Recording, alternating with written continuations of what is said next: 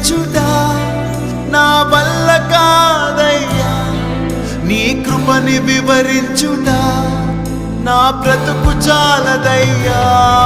నీ ప్రేమ వర్ణించుట నా వల్ల కాదయ్యా, నీ కృపని వివరించుట నా బ్రతుకు చాలదయ్యా.